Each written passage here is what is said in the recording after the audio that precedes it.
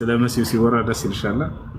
በጣም አንድ ጥያቄ ልጠይቀ። አንድ ብቻ አይደለም ማአት ነው ጥያቄዎቼ፣ ግን አሁን የፈለግኩትን ልጠይቀ። ጠይቅሽ። ኢየሱስ ክርስቶስ የኢየሱስ ስም የኢሳ ስም በቁርአን ላይ ስንት ጊዜ ተጽፏል? የኢሳ ዓለይሂ ሰላም ስም ወደ 30 ምናምን አካባቢ ተጽፏል። የነቢዩ ሙሐመድስ? የነቢዩ ሰለላሁ ዐለይሂ ወሰለም ስም 4 ቦታ ሙሐመድ ብሎ ተጽፏል። ቴንክ ዩ። አንተ በጣም በማበላለጥ ላይ ነህ። የኢየሱስ ክርስቶስ ስም በቁርአን ላይ 30 ምናምን ጊዜ ተጽፎ የነቢይ መሐመድ ስም 4 ጊዜ ተጽፏል። የኢየሱስ አፈጣጠር ልዩና ድንቅ ነው። ስለዚህ ይበልጣል ማለት ነው። ብዙ ቁጥር። አዎ በጣም ይበልጣል። ግን በቀደም ስታስተምር ስለ ነቢዮች አበላለጥ ስታስተምር ኢቨን ስለ ኢሳ የኢሳ አጠገብ ሊደርሱ የማይችሉ ነቢዮችን እሺ፣ ፈርዖን ከኢየሱስ በላይ ተጠቅሷል። ማን ይበልጣል? ማን ይበልጣል? ኢየሱስ ይበልጣል። ብዙ ስም የተጠቀሰ ይበልጣል አልሽን እኮ ቅድም። ሚዛኑ እሱ ከሆነ የፈርዖን ስም በጣም ብዙ ጊዜ ከመሲሁ በላይ ተጠቅሷል። የሙሴ ስም በጣም ከመሲሁ በላይ ተጠቅሷል። ማን ነው ይበልጣል? አሰላሙ አለይኩም ወራህመቱላሂ ወበረካቱ። ውድና የተከበራችሁ የሙአዝ ሚዲያ ቤተሰቦች እንዴት ናችሁ? ዛሬ እንግዲህ በጣም አስተማሪ በሆነ ቪዲዮ ተመልሰን መጥተናል። ከወንድማችን ሁሱ ጋር የተለያዩ የሌላ እምነት ተከታይ ሰዎች ማለት ነው እየገቡ ስለ ነቢዩ መሐመድ አለይሂ ሰላቱ ወሰላምና ስለ ኢሳ አለይሂ ሰላም ጥያቄዎችን ያቀርባሉ። ጥያቄዎችም እንግዲህ አሁን እንደሰማችሁት ለምሳሌ ቁርአን ላይ በብዙ ስሙ ተደጋጋሚ የተጠቀሰው ኢየሱስ ነው አለች። ስለዚህ ይሄ ማለት ከነቢዩ መሐመድ አለይሂ ሰላቱ ወሰላም ይበልጣል የሚል ነገር ያስይዛልና ስለበለጠ ነው ብዙ ጊዜ የተጠቀሰው የሚል ጥያቄ አንስታ ወንድማችን ሁሱ እንግዲህ ለዚህ ምላሽ ሊሰጣት ነው። ይሄንን ነገር እንግዲህ ከዚህ ጋር ተያያዥነት ባለው መልኩ ሌሎችንም ሰዎች እንደ ማስረጃ እያቀረበ ይመልስላታል። ሌሎችም በጣም የሚጠቅሙ መረጃዎችን እና ቪዲዮዎችን እያዳመጥና እየሰማን እንቆያለን። እስከ ፍጻሜው ድረስ ተከታተሉ። የማታውቁት ነገር የምታውቁበትና ወንድማችን ሁሱ በጥበብ በጣም በርካታ የሌላ እምነት ተከታይ ሰዎችን ወደ እስልምና እንዲሳቡበት የሚያደርግበትን ጥበብ ሁሉ እያዳመጥን እንቆያለን። ቪዲዮውን ትወዱታላችሁ። ላይክ አድርጉ፣ ሼር አድርጉ፣ ሰብስክራይብ አድርጉ እያልኩኝ ቪዲዮውን አብረን በጋራ እንሰማዋለን። አሁን በቀጥታ ወደ ቪዲዮ። ኢየሱስ ይበልጣል። ቅድም ምን አልሽን? በስም ብዙ በመብለጥ ነው አልሽን አይደል? እንበላለን። ይሄ መበላለጫ ሚዛን አይደለም ታሪኩ። ኢቨን አሁን ስታስተምሩ ሁላችሁም ስታስተምሩ የኢየሱስን ታሪክ 30 ምናምን ጊዜ ስሙ የተጠራበትን ቁርአናችሁ ላይ ማስተማር ትታችሁ 4 ጊዜ ላይ ስሙ ለተጻፈው ነብይ በጣም አድናቆታችሁንና የበላይነቱን ታስተምራላችሁ። ኦኬ ማስተማራችሁን እንትን አልልም፣ አልቃወምም። ግን አሁን ኢቨን ስትጀምር ትምህርት ሁሉ ጊዜ ጠይቃለሁ አይደለ? በቁርአናችሁ ላይ ያለውን የኢሳን ታሪክ እኔ መስማት ፈልጋለሁ። ስታታቋርጥ የሆነ ፕሮግራም ይዘ በትክክል ስለ ኢሳ ታሪክ እንኳን ብታስተምር ማን እንደሚበልጥ ህዝባችሁም አንተም ታውቀዋለህ፣ ደግሞ ታውቀዋለህ።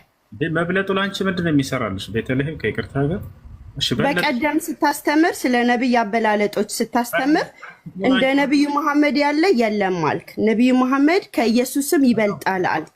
አታዳምጪም እንዴ? ምን ነው እሺ መብለጡ ላንቺ የሚጠቅምሽ? ኢሳ ይበልጣል ከሁሉም ነቢያት ቢል ቁርአን ጥቅሙ ላንቺ ምንድን ነው? አንቺ እኮ ተቃዋሚ ነሽ። እርሷ አምልኪኝ ሳይልሽ እያመለክሽው ነው አይደለም?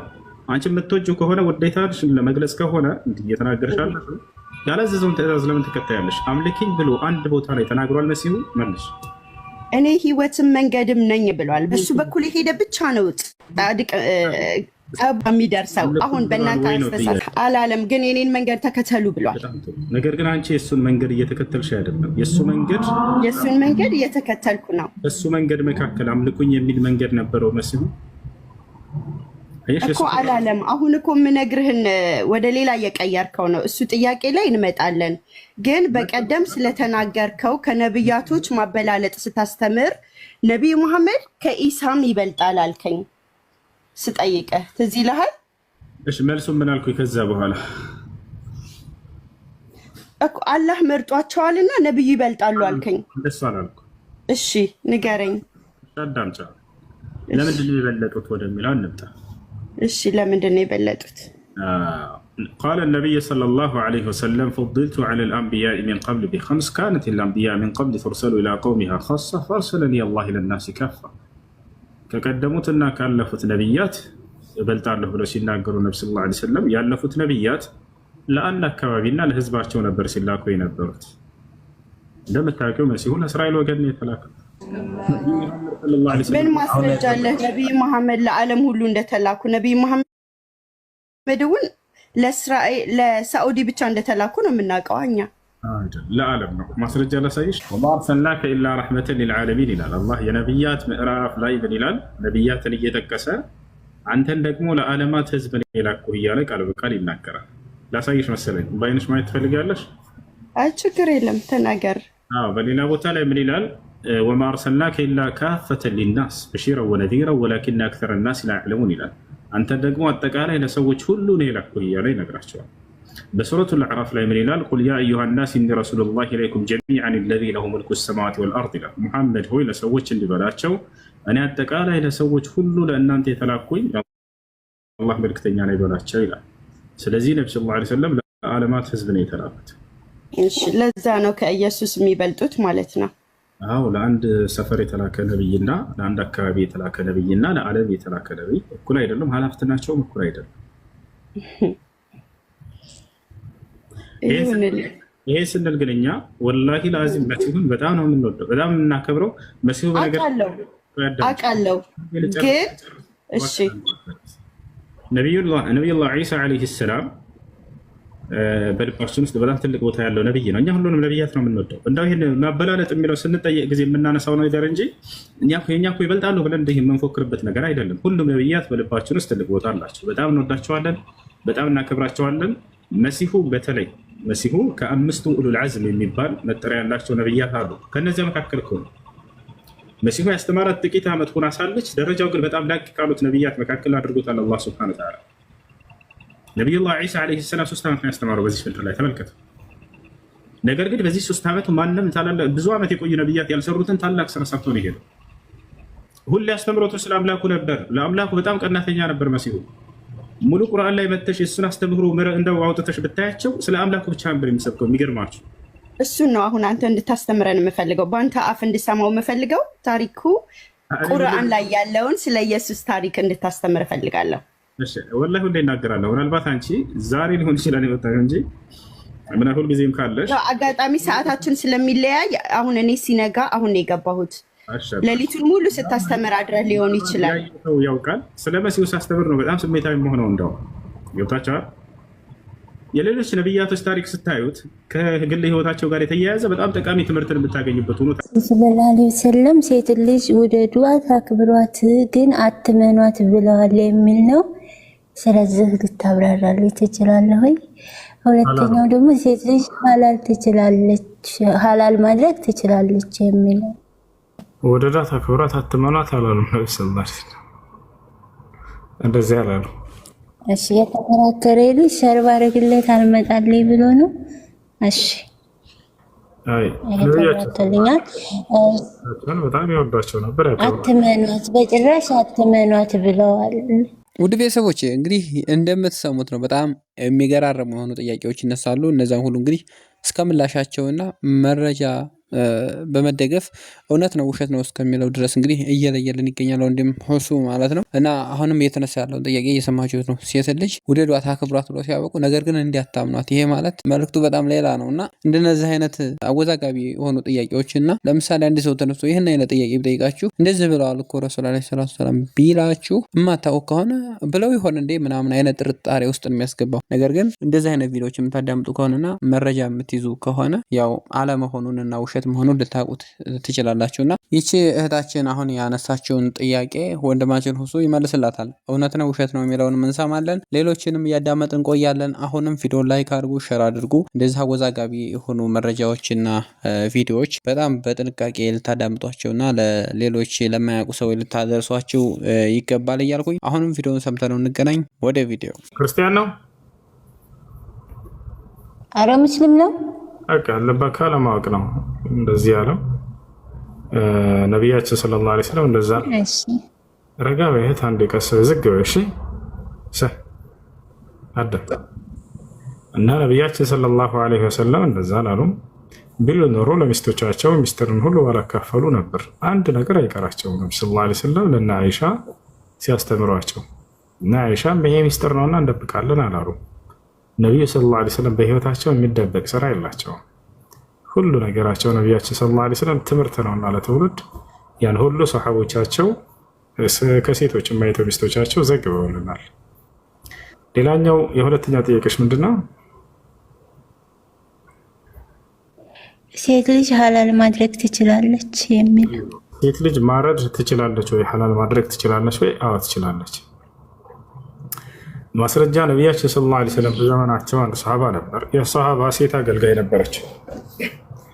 ያቺ ሴት ፍየል ምናምን እየጠበቀችለት እያለች ሰውየውን ሰሃባውን አንዷ ፍየል ልትሞትባት አለች። ቶሎ ብላ ቀደመቻትና በአጠገቧ ባለው በስለት ነገር አረደቻት። ቢስሚላህ ብላ አርዳ መጣች። ስጋዋን ለሰሃባው ሰጠችው። ሰሃባው ነቢ ሰለላሁ ዐለይሂ ወሰለም ሄዶ ጠየቀ። አንተ የአላህ መልእክተኛ ሆይ አንዲት ሴት ባሪያ አለችኝ፣ እሷ አርዳ ያመጣቸውን ስጋ መብላት እችላለሁ አላቸው። ነቢ ሰለላሁ ዐለይሂ ወሰለም ብላው ብለውታል። ስለዚህ ከዚህ የምንረዳው ሴት ልጅ ማረድ ትችላለች። ልክ እንዲሁ ደግሞ እሷ ያረደችውን መብላት ይቻላል፣ ይፈቀዳል።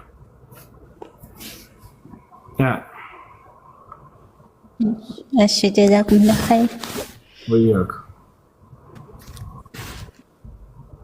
ጥያቄ ለገጠ። ሰላም አለይኩም ወራህመቱላሂ ወበረካቱ። ወአለይኩም ሰላም ወራህመቱላሂ ወበረካቱ። ሁሴን ጥያቄ ስፖርት ነክ ማለትም ኳስ ጨዋታ መከታተል ይፈቀዳል? እሺ ሴቶች የወንድ ኳስ ለማየት ነው? አዎ። ምን ይሰራልሻል? አንቺ እኮ ወደፊት ለኔ አይደለም። ኧረ ለማን ነው ታዲያ? እዚህ ቤት ውስጥ እየተከራከርን ስለነበር ነው። እሺ ለማንኛውም ሴቶች ወንዶችን አፍረት ገላ እንዳያዩ፣ ወንዶች የሴቶችን አፍረት ገላ እንዳያዩ ተከልክሏል። እነዚህ ኳስ ተጫዋቾች ደግሞ ታፋቸው ተገልጦ ነው የሚጫወቱት። ስለዚህ አያስፈልግም። በዚያ ላይ ግሩፕ ይሰራራሉ።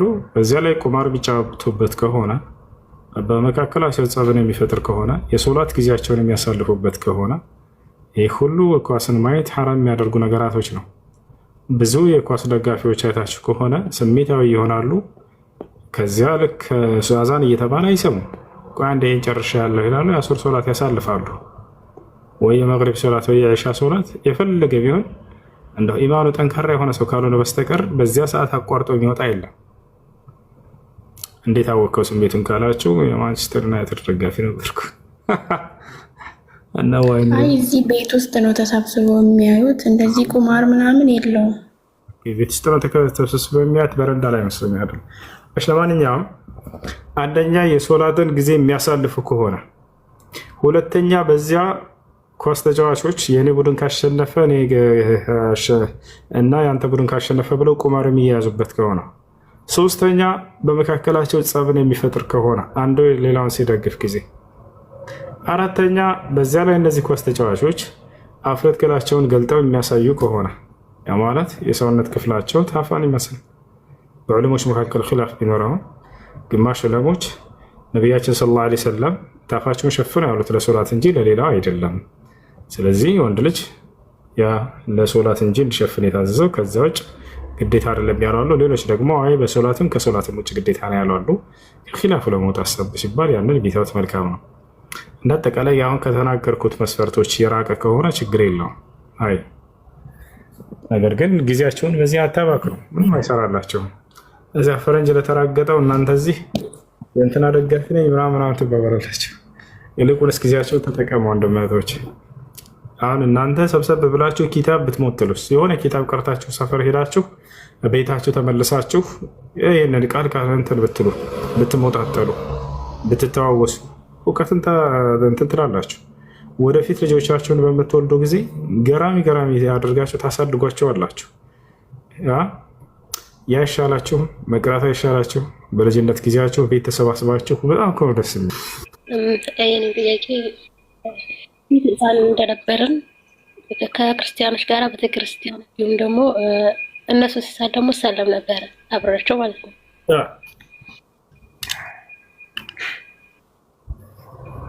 ህፃን እንደነበር ነገር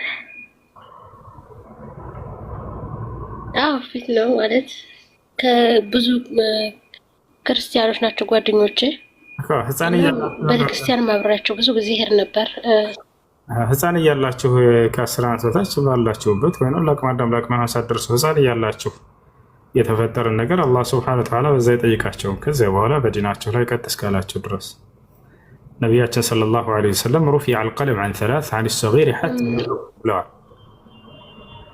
ብዕር ተነስቶላቸዋል ከህፃናት ልጆች ላይ እንደ ህፃን ልጅ ለአቅመ አዳም ለአቅመ ሔዋን እስኪደርስ ድረስ የሚናገረውና የሚሰራው ነገር እንደ ወንጀል አይቆጠርበትም። ያለፈው አልፏል። ውድ ቤተሰቦቼ እንግዲህ የዛሬው ቆይታችን ይህን ይመስላል። ከወንድማችን ሁሱ ጋርና ከተለያዩ ከሌላ እምነት ተከታይ ሰዎች ጋር የነበረው ውይይትና የጥያቄና መልስ ፕሮግራም በዚህ ልክ እንግዲህ ተጠናቋል። በጣም ብዙ ትልቅ ነገርና ትምህርታዊ መረጃዎችን እንዳዳመጣችሁና እንደሰማችሁ ተስፋ አደርጋለሁ። የምንጠቀምበት አላህ ያደርገን እና ቪዲዮን ለሌሎች ሰዎች ሼር እንድታደርጉ ትላችኋለሁ። ምክንያቱም ውስጥ ላይ የተነሱ ዋና ዋና ነጥቦች አሉ። ለምሳሌ አሁን መጨረሻ ላይ የሰማነውን ብናነሳ ምንም አይነት ወንጀሎችን አንድ ሰው ከ15 ዓመት በታች ሆኖ ወይም ደግሞ ለአቅመ አዳም ሳይደርስ ህፃን ሆኖ ቢሰራ እነዛ ነገሮች ምንም እንደማይጻፉበት ወንድማችን ሁሱ ነግሮናል። ከዛም ባሻገር ደግሞ አሁን ላይ በጣም አብዛኛው ሰው በተለያየ ሱስ ተለክፏል። እሱም እንግዲህ እንደ ኳስ አይነት ፕሮግራሞችን መከታተልና ያው በቲፎዞ እኔ የገሌ ነኝ የገሌን ደግፋለሁ የገሌ ነው ምናምን አይነት ነገር አለና ኳስ በመመልከት የሚመጣውን ጥቅምና ጉዳት እንዲሁም ደግሞ ክልክል ነው ወይስ ይፈቀዳል የሚለውንም ነገር ወንድማችን ሁሱ በዚህ ልክ ምላሽ ሰጥቶበታል። ሌላውም እንግዲህ ወደ ኋላ ላይ ወይም ፊት ላይ ስናዳምጠው የነበረው ጉዳይ አለ። እሱም እንግዲህ ሴት ልጅ አክብሯት ውደዷት፣ ነገር ግን እንዳታምኗት ብለዋል ረሱል ዓለይሂ ሰላቱ ወሰላም የሚል ጥያቄም ተነስቶ ይህም እንግዲህ ውሸት እንደሆነና ከመረጃ አንጻር ይህን ነገር ረሱል ዓለይሂ ሰላቱ ወሰላም እንዳልተናገሩ ወንድማችን ሁሱ መልሶልናል። ሁሉም በጣም የሚጠቅሙንና በጣም ከምንም በላይ ሊያስተምሩን የሚገቡ ነጥቦች ስለነበረ ዛሬ ስንዳስስ የነበረው ቆይታችንን በዚሁ አጠናቀናል። ቀጣይ በሌላ በትኩስ መረጃና በጣም ጠቃሚ ነው ብለን ባሰብነው ቪዲዮ ተመልሰን መተን እስከምንገናኝ ድረስ ቻናሉን ሰብስክራይብ፣ ላይክ፣ ሼር ማድረግ እንዳዘነጉ እያልኩኝ ቆይታችንን በዚሁ አጠናቀናል። ሰላም አለይኩም ወራህመቱላህ ወበረካቱ።